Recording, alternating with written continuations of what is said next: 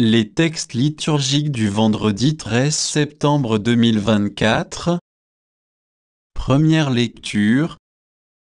Je me suis fait tout à tous pour en sauver à tout prix quelques-uns. 1 Corinthiens 9, 16, 19, 22, 27. Lecture de la première lettre de Saint Paul apôtre aux Corinthiens. Frères, annoncer l'Évangile, ce n'est pas là pour moi un motif de fierté, c'est une nécessité qui s'impose à moi. Malheur à moi si je n'annonçais pas l'Évangile. Certes, si je le fais de moi-même, je mérite une récompense, mais je ne le fais pas de moi-même, c'est une mission qui m'est confiée.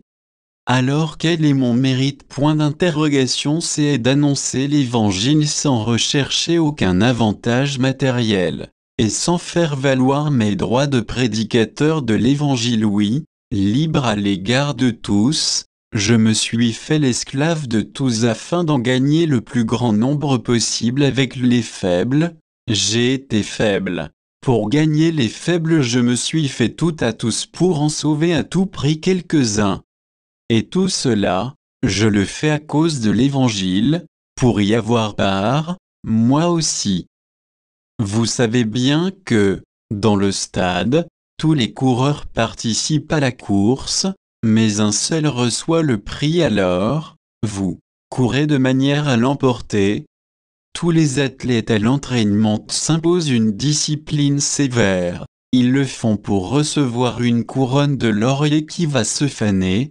Et nous, pour une couronne qui ne se fane pas. Moi, si je cours, ce n'est pas sans fixer le but, si je fais de la lutte, ce n'est pas en frappant dans le vide, mais je traite durement mon corps, j'en fais mon esclave, pour éviter qu'après avoir proclamé l'Évangile à d'autres, je sois moi-même disqualifié. Parole du Seigneur. Psaume 83, 84, 3, 4, 5, 6, 12. Mon âme s'épuise à désirer le parvis du Seigneur, mon cœur et ma chair sont un cri vers le Dieu vivant. L'oiseau lui-même s'est trouvé une maison, et l'hirondelle, un nid pour abriter sa couvée. Tes autels, Seigneur de l'univers, mon roi et mon Dieu. Heureux les habitants de ta maison, ils pourront te chanter encore. Heureux les hommes dont tu es la force, des chemins s'ouvrent dans leur cœur.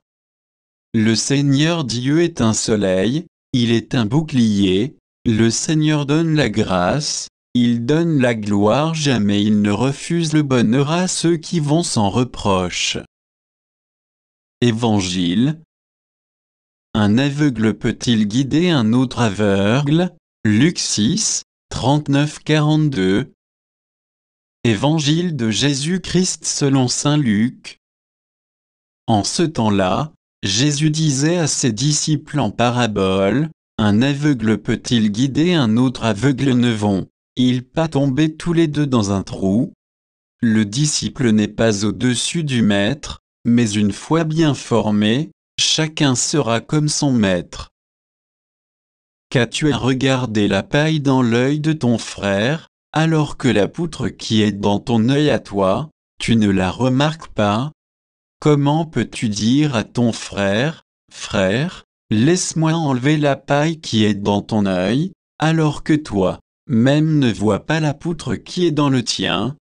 Hypocrite, enlève d'abord la poutre de ton œil, alors tu verras clair pour enlever la paille qui est dans l'œil de ton frère. Acclamons la parole de Dieu.